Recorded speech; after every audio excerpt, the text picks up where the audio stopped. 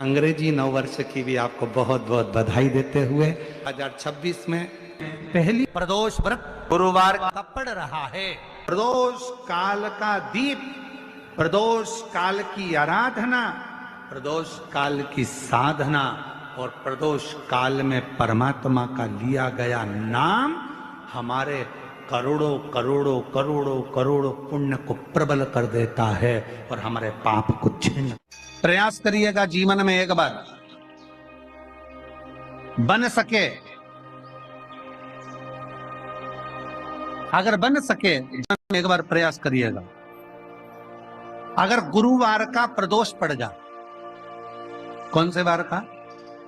गुरुवार का प्रदोष पड़ जाए, बृहस्पतिवार का यदि प्रदोष पड़ जाए तो प्रदोष के दिन प्रदोष काल में, प्रदोष के दिन प्रदोष काल में शिवालय में जाएं, शंकर के मंदिर में जाएं, एक ही दिए के अंदर एक फूल बाती, कैसी बाती है? फूल बाती, और उसी दिए के अंदर एक लंबी बाती, दो बाती। कौन सी बाती हैं? जम के बोलो जरा। एक फूल बाती, एक लंबी बाती, दो बाती। एक ही दिए के अंदर फूल बाती, लंबी बाती दोनों रख लें। थोड़ा सा घृत की बातियां, तेल की बाती नहीं, घी की बाती रखें और दोनों बातियां उसमें रखकर 3 बेलपत्र भगवान शंकर के मंदिर में लेकर जाएं। दिए को भी प्रज्वलित नहीं करना है। पहली बेलपत्र नंदीश्वर की जो ऊपर का भाग होता है, जिसको हम शिव तत्व भाग कहते हैं, नंदी के पीठ पर एक भाग होता है जिसको शिव तत्व भाग कहा जाता है, वो नंदी की पीठ पर जो भाग है वहां पर एक बेलपत्र समर्पित कर। दूसरा बेलपत्र आप जो माता पार्वती जी का, जैसे ये शिवलिंग है और ये गोल भाग है, ये माता पार्वती जी का हस्तकमल है, तो माता पार्वती जी का जो हस्तकमल है, इस हस्तकमल पर कहीं पर भी एक बेलपत्र आप समर्पित कर दें। और तीसरे नंबर की जो बेलपत्र है, वो भगवान शंकर पर समर्पित कर दें। जो दिया आप लेकर गए हो मंदिर में, उसी दिए को नंदी और महादेव इन दोनों को दर्शन कराते हुए अगर मंदिर के अंदर लगाने दें दिया तो ठीक है, ना लगाने दें तो दीप को बीच में बस स्पर्श कराकर, भले बाहर जाकर लगा दो, पर प्रयास करो वो दीप, वैसे तो बीच में नंदी और शिव के मध्य में वो दिया स्पर्श होना चाहिए। जैसे ये नंदी है और ये शिव है, तो इसके मध्य में दीप स्पर्श कर ले, भले उसको जलाने ना दें, पर स्पर्श मात्र कर कर अगर आपने एकांत में कहीं पर भी ले जाकर लगा दिया, उस दीप को जला दिया, तो गया हुआ कितना भी करोड़ रुपया हो, वो धीरे धीरे कर कर गया हुआ धन हमारा वापस आता ही। कोई खाकर भी बैठ गया तो देगा जरूर, वो धन आएगा जरूर, कैसे भी आएगा, पर अपनी संपदा वापस। कल भी कथा में कहा था कि मंदिर नहीं जा सकते तो उसकी चौखट का दर्शन करो। उसके दरवाजे के द्वारपाल वीरभद्र मणिभद्र और उसके चौखट पर बैठी है भाग्य देवी। शिव महापुराण की कथा कहती है, जो शंकर भगवान के, आप कभी अगर मौका लगे तो प्रयास करा करो कि शंकर के शिवालय में जब आप प्रवेश करें, शंकर भगवान के शिवालय में जब आप जल चढ़ाने के लिए जाएं, तो वहां जो मुख्य जो गर्भगृह की जो चौखट होती है, गर्भगृह की जो चौखट होती है, प्रयास करना चाहिए कि उस गर्भगृह की चौखट को प्रणाम करना चाहिए। और प्रयास ये भी करो कि गर्भगृह की जो चौखट होती है उस पर लात न रखते हुए आप उस चौखट को लांघने का प्रयास करा करो। चौखट को लांघ, गर्भगृह की चौखट को प्रणाम। अगर आपने दूर से भी शिखर का दर्शन करा है, आप दूर खड़े हो और आपको बाबा विश्वनाथ का दर्शन नहीं हो रहा है, आप दूर खड़े हो, आपको महाकाल राजा का दर्शन नहीं हो रहा है, आप दूर खड़े हो, आपको ओमकारेश्वर बाबा का दर्शन नहीं हो रहा है, आप दूर खड़े हो, आपको भीमा शंकर बाबा का दर्शन नहीं हो रहा है, आप बहुत दूर खड़े हो और मान लो आपको केदारेश्वर बाबा का दर्शन अंदर नहीं हो रहा है, बहुत लंबी लाइन में खड़े हो, तो बाबा की चौखट का अगर दर्शन कर लेते हो, उस पर ध्यान भी लगा लेते हो, तो भाग्य पलट कर ही रहता, भाग्य पलटता ही है। स्मरण किया होगा कि ये शिव महापुराण में पहले वर्णन करा है कि शंकर जी पे चढ़ा हुआ जल लाकर अपने दरवाजे की चौखट पर छींटो। सुना था कि नहीं सुना था? जम के बोलो जरा, सबने सुना था ना कि अपने दरवाजे की चौखट पर छींटो, अपने दरवाजे के अंतर्गत छींटो। उसका कारण क्या था? उसका केवल एक कारण है कि भगवान शंकर पर चढ़ा हुआ जल अगर थोड़ी सी भी रज लगकर आ गई, भगवान शिव का चढ़ा हुआ जल अगर हमारी चौखट पर, दुकान पर आकर अगर छिटक दिया तो कुबेर का भंडार मेरा महादेव भर ही दे। शंकर भगवान तुझे ना हार देंगे ना अंगूठी देंगे, पर शंकर भगवान तेरी किस्मत पलट दे। गुरुवार की प्रदोष पड़ती है तो शिव गंगा के स्थल पर निवास करते हैं। गुरुवार की प्रदोष शत्रुओं का नाश करती है। ऐसी प्रदोषों का नियम वर्णन किया। फिर लिखा शिव महापुराण में, बड़ा सुंदर लिखा विद्या जी ने। मान लो आप प्रदोष का व्रत नहीं कर सकते,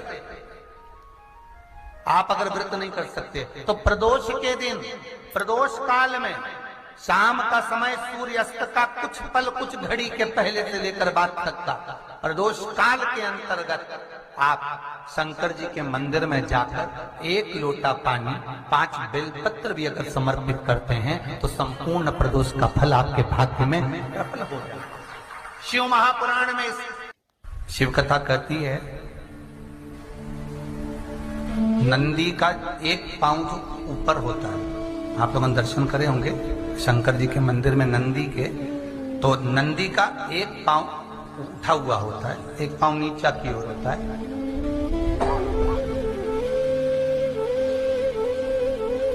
शिव पुराण की कथा कहती है, मान लो कोई हड्डी से जुड़ा हुआ रोग,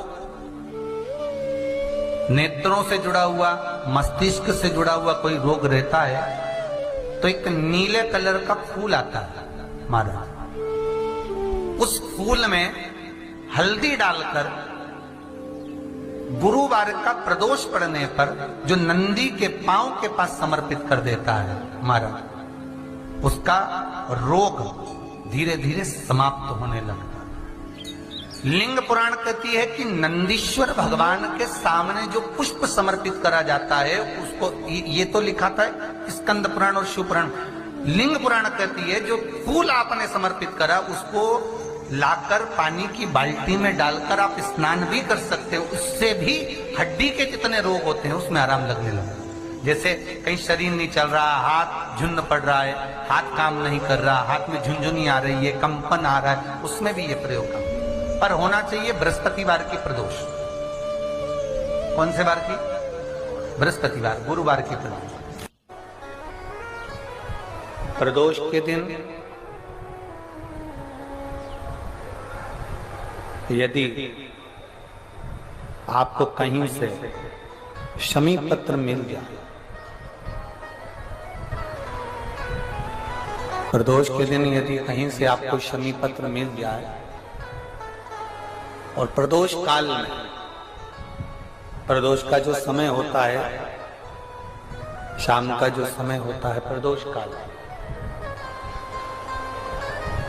4 प्रदोष 5 प्रदोष आप कर कर देखिएगा कि आपका कोई काम है, कोई नौकरी के लिए आप अप्लाई कर रहे हैं, कोई समस्या बड़ी विकट आ गई है, कोई तकलीफ विकट आ गई है, कोई समस्या विकट आ गई है, प्रदोष के प्रदोष काल में अगर एक शमी पत्र भी आप घर के शिवलिंग को, अब ये करने के लिए आपको मंदिर के शिवलिंग नहीं जाना, अपने घर में जो शिवलिंग, चाहे वो स्फटिक का हो, पारद का हो, कंकर शंकर का हो, लकड़ी का हो, जो शिवलिंग तुम्हारे घर में, कांच का हो, चाहे वो नर्मदा के कंकर का हो, नर्मदेश्वर हो, पाषाण का हो, जो शिवलिंग चांदी का हो, सोने का हो, तांबे का हो, पीतल का हो, जो शिवलिंग तुम्हारे,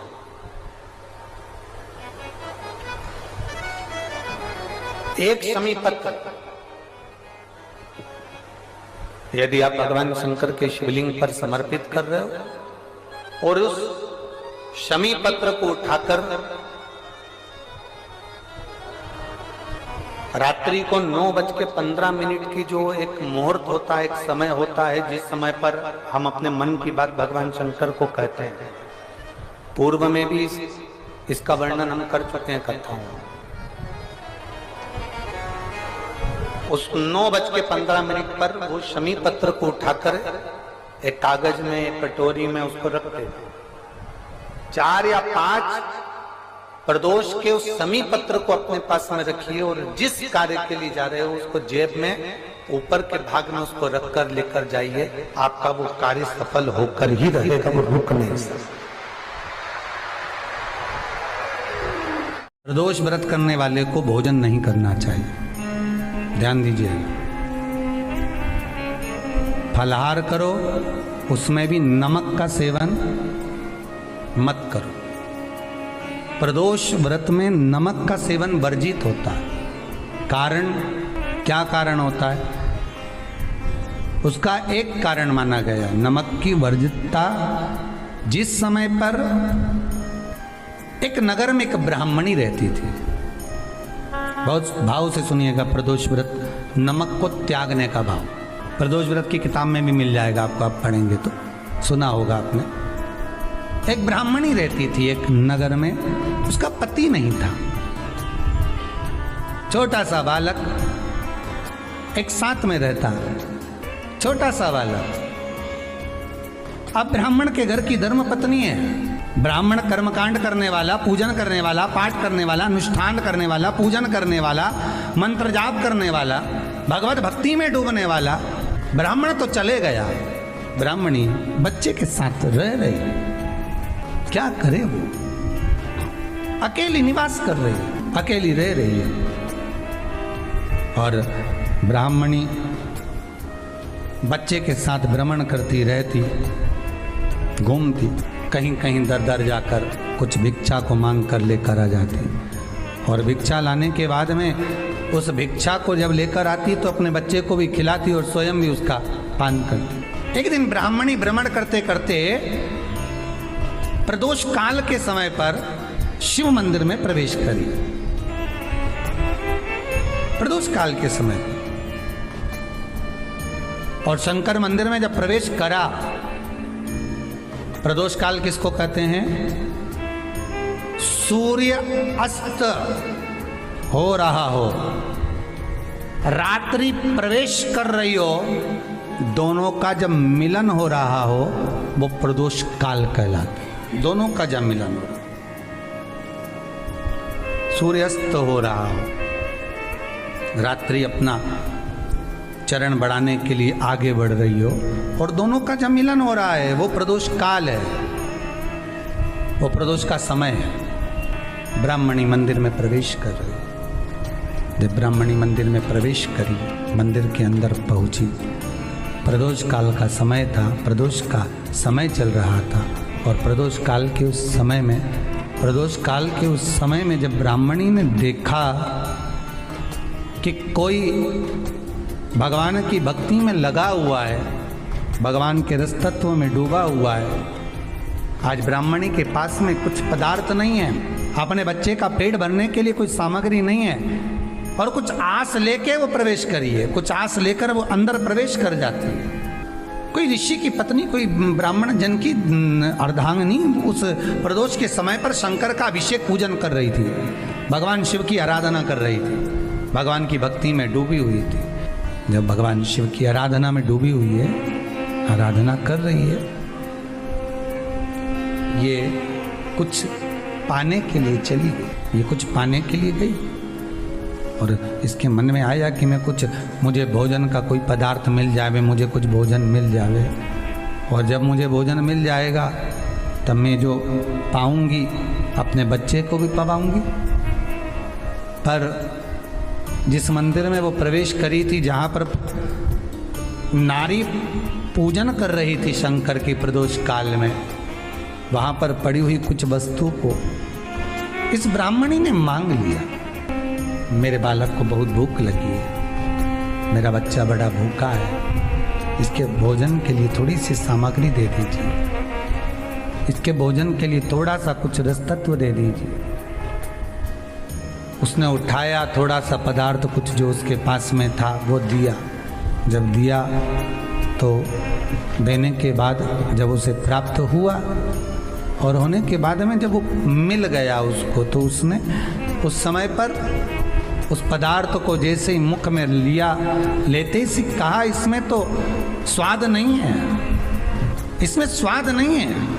उस ब्राह्मणी ने बड़ा सुंदर एक संवाद कहा। घर का जो बड़ा होता है ना, घर का जो बड़े होता है, घर का बुजुर्ग जो होता है, घर का जो प्रथम स्थल प्राप्त करने वाला, मेन कुर्सी पर अच्छी जगह पर जो बैठने वाला होता है ना, ब्राह्मणी कहती है वो कभी किसी वस्तु में ऐब नहीं देखता, मिनक नहीं निकालता। समाज के अन्नकूट होते हैं, समाज के जब अन्नकूट होते हैं महाराज, समाज के जब अन्नकूट होते हैं, बड़े बड़ी समाजों में जब कार्तिक महीने में अन्नकूट महोत्सव होते हैं, बहुत सारा प्रसाद बनता है।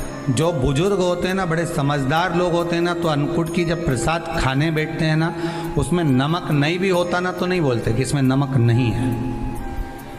पर जो हमने डोनेशन दिया है, जब तुम आए थे समाज वाले, तो हमने 1000 का लिफाफा दिया, 500 का लिफाफा दिया, 2000 का लिफाफा दिया, और भोजन ऐसा बनवाया। एक व्यक्ति वो जो खाकर चुपचाप चले गया, और एक व्यक्ति वो जिसने प्रसाद पर उंगली उठाई। इन दोनों को अन्नकूट की तारीख पे इनका नाम लिख लो, और अगला अन्नकूट आए तब दोनों की दशा देखना। एक जो चुपचाप खाकर चले गया, भगवान के प्रसाद को प्रसाद मानकर, प्रभु का दर्शन मानकर लेकर चले गया, वो उन्नति की सीढ़ी पर चढ़ता चले गया, और जो मिनक निकालता रहा वो साल भर खटर पटर की जिंदगी जीता रहा। भगवान के प्रसाद में कभी भी ध्यान रखिएगा, भगवान के प्रसाद के अंतर्गत स्वाद की कोई मूलता नहीं होती। भगवान का प्रसाद स्वयं स्वाद है। भगवान के प्रसाद में नमक नहीं देखना, मिर्ची नहीं देखना, भगवान के प्रसाद में शक्कर नहीं देखना, भगवान के प्रसाद में कुछ ये नहीं देखना कि कितना माल डला, कितना घी, कितना बादाम, कितना काजू, कितना इलायची डला। हाँ, यहाँ तक शास्त्र कहता है कि भगवान का प्रसाद अगर बन रहा है तो उसकी सुगंध भी नहीं ली जाती है महाराज। यहाँ तक शास्त्र कहता है, जब तक भगवान उसको पानी ले तब तक उसका सुगंध भी नहीं ली जाती। और कई कई जगह तो भगवान को प्रसाद अगर सूखा सामान हाथ में आ गया, इलायची कैसी है, मंदिर के अंदर जाने वाली है भगवान को डालने के लिए, लाओ यार किसकी दुकान से आई इलायची बताओ, इलायची तो 25 बार सूंघा, हाँ हाँ अच्छी है, अब सूंघ लिया तो भगवान इसको स्वीकार करेगा क्या? अरे जम के तो बोलो। एक फूल तुमने बगीचे से तोड़ा और सोचा इसमें पहले मैं सूंघ लेती हूँ, इसमें स्वाद है कि नहीं, इस फूल में गंध है कि नहीं, इसमें सुगंध है कि नहीं, और फूल सूंघ लिया, उसके बाद तुम भगवान को देखो, भगवान स्वीकार करेगा नहीं। कई कई घरों में तो हंडी से दाल चलाती जाए अपने हाथ में डाल के। महाराज ब्राह्मणी ने जैसे मुख में लिया थूक दिया, ये श्रेष्ठ नहीं है। जो ऋषि की पत्नी अंदर पूजन कर रही थी प्रदोष काल में, उसने कह दिया, आपका चेहरा बता रहा है कि आप ब्राह्मण की धर्म पत्नी हैं, पर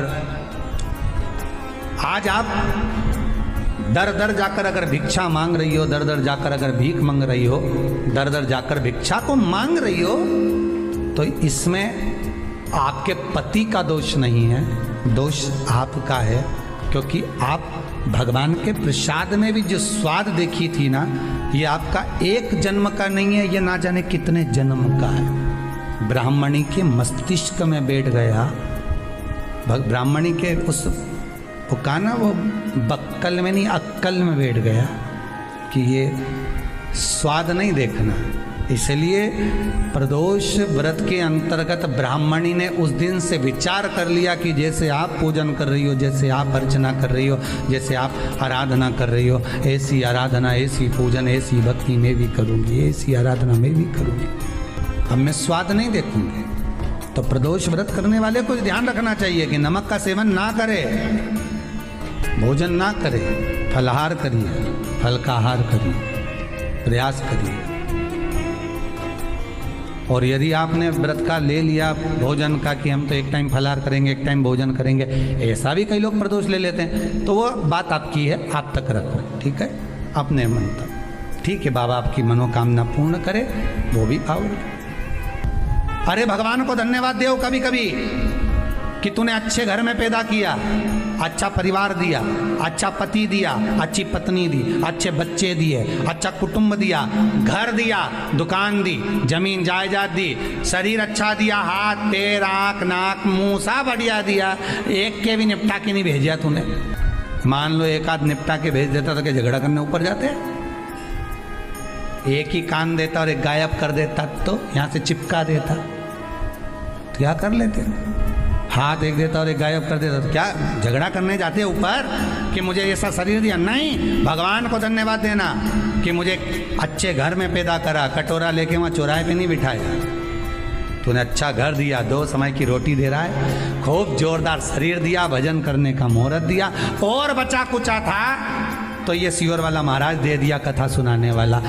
शाम के समय पर प्रदोष काल में बेलपत्री के पेड़ के नीचे, चाहे शंकर के मंदिर के दरवाजे पर या शिव मंदिर में, अगर आप प्रदोष के दिन दिया लगाते हो, सोमवार के दिन दिया लगाते हो, तो ऐसा कोई व्यक्ति नहीं जिसको मेरे देव अधिदेव महादेव मेरा विश्वनाथ भंडार नहीं भरता हो, खाली नहीं छोड़ेगा, दे देगा, भंडार भर देगा, कमी तो नहीं रख सकता, ये पक्का। पर तुम करना ही नहीं चाह, 2-4 सोमवार करो और उसके बाद के तो महाराज जी हमने तो करा था, हमको तो मिला ही नहीं, 2-1 प्रदोष करा तुमने, अरे 1 साल करो, सारे दर बदर भी तो अपन ठोकर खा कर आए, इतना साल निकाला अपन ने, और 6 महीना 3 महीना 4 महीना भगवान से निवेदन तो करो, दिल से कहो तो सरी, नी भंडार भरे तो बात दूसरी, एक बार बोलो तो। पर जगत के लोगों के सामने जाकर मत कहना, कहना तो देव अधिदेव महादेव से कहना। प्रदोष व्रत करने वाले को प्रदोष के दिन प्रयास करना चाहिए कि रात्रि के समय पर आधा घंटा 10 मिनट 20 मिनट जागरण करे। जागरण मतलब थोड़ा भगवान का भजन कर ले, भले 4-5 माताएं इकट्ठी नहीं हो तो अपन अकेले ही कर लो। अपन अकेले कम है क्या भाई, अपन कम पड़े, आराधना अकेले भी करो, जागरण करो। जब आपकी 11 प्रदोष हो जाए, 26 प्रदोष हो जाए, तब उद्यापन करो। उद्यापन 2 ब्राह्मणों को जोड़े से बुलाओ, ब्राह्मणों को जोड़े से बुलाकर उनके चरणों की पूजन कर कर, आराधना कर कर, सुंदर मंडप तैयार कर कर भगवान का, उसमें सुंदर रंगोली डालकर मंडल बनवाकर पूजन करो शंकर भगवान की प्रदोष का। एक दिन पहले गणेश की आराधना करो, पूजन करो, और प्रदोष वाले दिन जो मंडल बनाए हैं पूजन अर्चना करने के लिए, जो स्थान दिया है उसकी आराधना करो। खीर की आहुतियाँ दीजिए 108 बार, जो ब्राह्मण आए उनके माध्यम से मंत्रों द्वारा पूजन कराकर खीर की आहुतियाँ दीजिए शिव नाम। महाराज फिर ब्राह्मणों को जोड़े से भोजन कराकर, चरणों को नमन कर कर, दक्षिणा प्रदान कर कर, निवेदन कर कर ब्राह्मणों से कहें, हे ब्राह्मण देवता, आप हमें आशीर्वाद प्रदान करें कि जिस प्रदोष का हमने व्रत किया है उस व्रत का पुण्य फल हमें प्राप्त हो। ऐसा ब्राह्मण चरण को नमन कर कर, प्रणाम कर कर उनसे अपने मस्तक पर अक्षत छुड़वाएं, फिर नमन कर कर भोजन कराकर विदा करें। शाम को भगवान का जागरण करें। ऐसे प्रदोष व्रत का उद्यापन कर अपने जीवन को सार्थक बनाएं। ऐसा सुंदर प्रदोष व्रत का व्याख्यान वर्णन स्कंद पुराण में करा गया। वही स्कंद पुराण का प्रदोष व्रत का वर्णन आपको शिव महापुराण के इस सुंदर संवाद में किया गया।